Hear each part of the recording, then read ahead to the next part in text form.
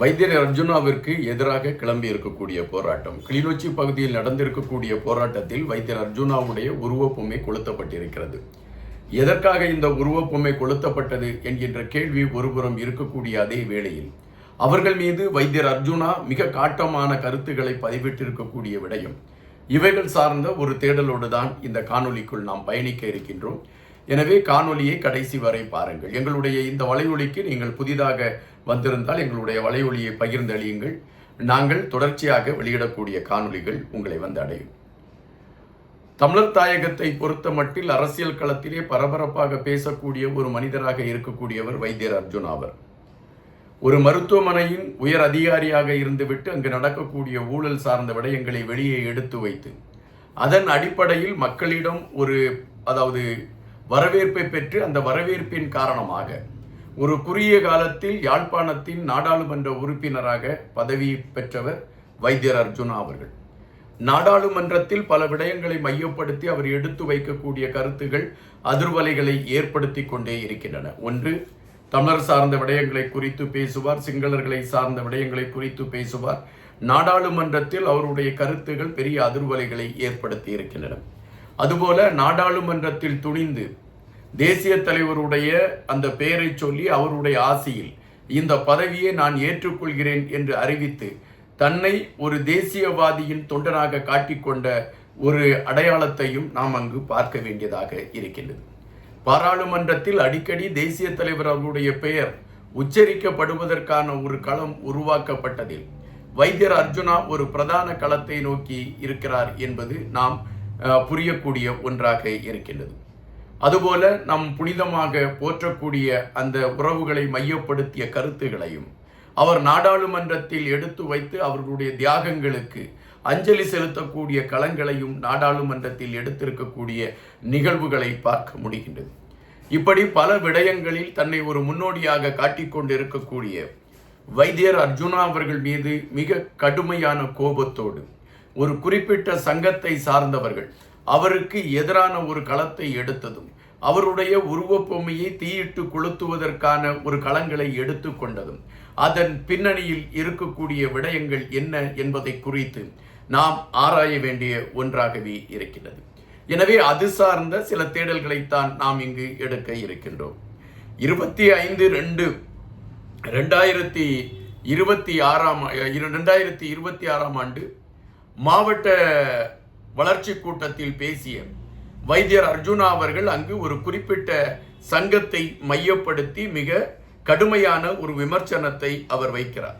கமக்காரா அமைப்புகள் என்கின்ற அந்த அமைப்பை மையப்படுத்தி மிக கடுமையான வார்த்தைகளை எடுத்து வைக்கிறார். என்ன வார்த்தைகளை எடுத்து வைக்கிறார் என்றால், பெரும் ஊழல்கள் அந்த சங்கத்தை மையப்படுத்தி நடைபெற்று கொண்டிருக்கின்றன. அந்த ஊழல்கள் அதாவது விவசாயிகளை பாதிக்கக்கூடிய அந்த ஊழல்களாக இருக்கிறது. எனவே அரசு இவர்களுக்கு நிதி ஒதுக்கக்கூடிய களங்களையோ அல்லது இவர்களுடைய செயல்பாடுகளை உன்னிப்பாக கவனித்து அதற்கான ஒரு தணிக்கை ஆய்வுகளின் மூலம் அதற்கான ஒரு நடவடிக்கை எடுக்க வேண்டும் என்கின்ற அடிப்படையில் வைத்தியர் அர்ஜுனா அவர்கள் கருத்துக்களை பதிவிட்டிருந்தார். ஆனால் இந்த கமக்காரா என்கின்ற அமைப்புகளின் மீது அதற்கு முன்பிலிருந்தே விமர்சனங்கள் தொடர்ச்சியாகவே வந்து கொண்டிருந்தன. 2013 ஆண்டிலிருந்து 2025 ஆண்டு வரை இந்த அமைப்புகள் செயல்பட்ட விடயத்தில் பல கேள்விகள் இருந்ததாகவே பரவலாக பேச்சுண்டு.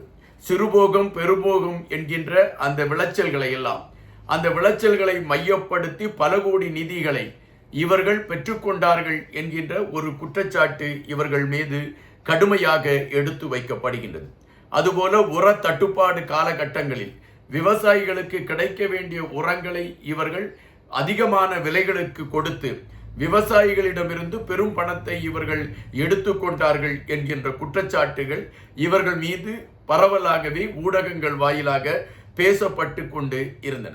அதிலும் குறிப்பாக கிளிநொச்சி எரணை மடு என்கின்ற அந்த கமக்காரா அமைப்பின் மீது கடுமையான விமர்சனங்களும் அதுபோல கிளிநொச்சி கமநல சேவை என்கின்ற அமைப்பின் மீதும் கடுமையான விமர்சனங்களும் எழும்பிக் கொண்டிருந்த விடயங்களை குறித்த செய்திகளை நாம் பார்க்க முடிகின்றது.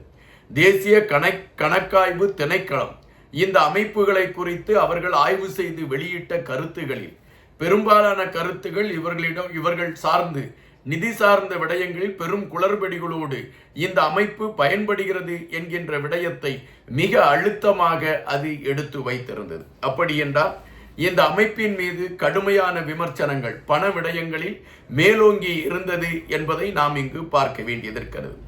இதன் அடிப்படையில் தான் வைத்தியர் அர்ஜுனா அவர்கள் தனக்கு கிடைத்த ஆதாரங்களை உள்வாங்கிக் கொண்டு அது சார்ந்த கருத்துக்களை அவர் பதிவிட்டிருக்கின்றார். மக்கள் பாதிக்கப்படக்கூடிய விடயங்கள், விவசாயிகள் பாதிக்கப்படக்கூடிய விடயங்கள், இவைகள் தொடரக்கூடாது என்கின்ற நிலைப்பாட்டில் வைத்தியர் அர்ஜுனா அவர்கள் தெளிவாக இருந்த காரணத்தினால் தான் இவர்கள் மீது குற்றம் சுமத்தினால் மட்டும்தான் இதற்கு ஒரு விடிவு கிடைக்கும் என்கின்ற அடிப்படையில் அவர்கள் மீது இருந்த அந்த குற்றச்சாட்டுகளை எடுத்து வைக்கக்கூடிய களத்தை எடுத்தார். இப்பொழுது இந்த அமைப்புகள் ஒன்று திறந்திருக்கின்றன. இவர்களிடம் 28 கிளைகள் இருக்கிறது என்கின்றார்கள். இந்த 28 கிளைகளும் ஒன்றிணைந்திருக்கின்றார்கள். இந்த 28 கிளைகளும் ஒன்றிணைந்து இன்று போராட்டத்தை அறிவித்திருக்கின்றார்கள். அந்த போராட்டத்தின் பின்னணியில் அவர்கள் தெரிவித்திருக்கக்கூடிய கருத்து, எங்கள் மீது தவறுதலான கருத்துக்களை வைத்தியர் அர்ஜுனா பதிவிட்டிருக்கிறார்.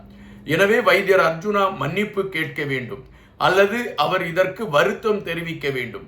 அப்படி தெரிவிக்க வேண்டும் என்று வைத்தியர் அர்ஜுனா மீது கடுமையான கோபத்தில் இவர்கள் கொடும்பாவி எரிக்கக்கூடிய ஒரு களத்தை எடுத்திருக்கிறார்கள். அதாவது வைத்தியர் அர்ஜுனாவுடைய உருவ பொம்மையின் மீது அதை தரையிலே இழுத்து சென்று அதை தீயிட்டு கொளுத்தக்கூடிய ஒரு களங்களை எடுத்திருக்கிறார்கள். இதுதான் இன்றைய கிளிநொச்சி பகுதியின் மிகப்பெரிய பரபரப்பாக இருந்து கொண்டிருக்கிறது என்பது நமக்கு கிடைத்திருக்கக்கூடிய செய்தியாக இருக்கின்றன. ஆனால் இதற்கு வைத்தியர் அர்ஜுனா அவர்கள் எப்படி அவர் அதற்கு எதிர்வினை ஆற்றியிருக்கிறார் என்கின்ற பொழுது வைத்தியர் அர்ஜுனா அவர்கள் மிக கடுமையாகவே எதிர்வினை ஆற்றியிருக்கிறார் என்றுதான் நம்மால் பார்க்க முடிகின்றது. அவர் வெளியிட்டிருக்கக்கூடிய கருத்துகளில் இந்த காணொளிகளை 18 வயதிற்கு கீழ் உள்ளவர்கள் பார்க்காதீர்கள் என்று குறிப்பிட்டுவிட்டு மிக காட்டமாக அவர்களை விமர்சித்திருக்கிறார். அதுவும் கள்ளர்கள், திருடர்கள், அவர்கள் செய்த குற்றங்களைத்தான் நான் எடுத்து வைத்திருக்கிறேன், அவர்கள் தவறு செய்யவில்லை என்றால் அதை ஆதாரத்தோடு நிரூபித்து காட்டலாமே என்கின்ற ஒரு கேள்வியை வைத்தியர் அர்ஜுனா அவர்கள் எடுத்து வைத்து மிக காட்டமாக அவர்களை விமர்சித்திருக்கிறார். வைத்தியர் அர்ஜுனாவுடைய கோபம் நியாயமான கோபம். தன் மீது எடுத்து வைக்கக்கூடிய குற்றச்சாட்டுகளுக்கு விளக்கம் கொடுப்பதற்கு பாதிக்கப்பட்டவருக்கு உரிமை இருக்கிறது என்கின்ற அடிப்படையில் வைத்தியர் அர்ஜுனாவுடைய இந்த கோபம் நியாயமான கோபம்தான்.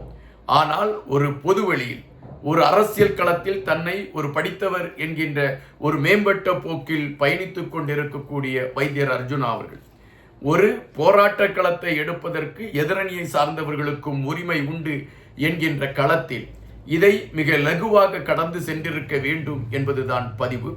ஆயினும் வைத்தியர் அர்ஜுனா எடுத்து வைத்திருக்கக்கூடிய அந்த கோபக்கணைகள் பெரும் அதிர்வலைகளை ஏற்படுத்தி இருக்கிறது என்பதை விட ஒரு நாடாளுமன்ற உறுப்பினர் இவ்வளவு கோபப்பட வேண்டுமா என்ற கேள்விகளை எழுப்பியிருக்கிறது. கமக்கார அமைப்புகள் தங்கள் மீது சாட்டப்பட்டிருக்கக்கூடிய குற்றச்சாட்டுகள் தவறானவை என்பதை அவர்கள் நிரூபிப்பதற்கான களம் இருந்தால் அவர்கள் நிரூபிக்க வேண்டும் என்பதுதான் பெரும்பாலான மக்கள் எடுத்து வைக்கக்கூடிய கருத்து. நிறைய ஊடகங்களில் இவர்கள் செய்த ஊழலை மையப்படுத்திய செய்திகளும், தேசிய திணைக்களம், இவர்கள் கணக்காய்வு திணைக்களம் இவர்களை மையப்படுத்திய செய்திகளும் தொடர்ச்சியாக எடுத்து வைத்துக் கொண்டுதானே இருக்கிறது. இவர்கள் அப்பொழுதெல்லாம் விளக்கம் சொல்லவில்லை என்கின்ற குற்றச்சாட்டும் இந்த கமக்கர அமைப்பின் மீது வந்திருக்கிறது என்பதை நாம் இங்கு பார்க்க வேண்டியதாக இருக்கின்றது. இப்பொழுது அரசியல் களத்தில் சூடு பிடித்திருக்கிறது வைத்தியர் அர்ஜுனாவிற்கு எதிரான போராட்ட களம். காத்திருப்போம். இன்னும் பல செய்திகளோடு உங்களை சந்திக்கின்றேன். நன்றியுடன் என்பார்.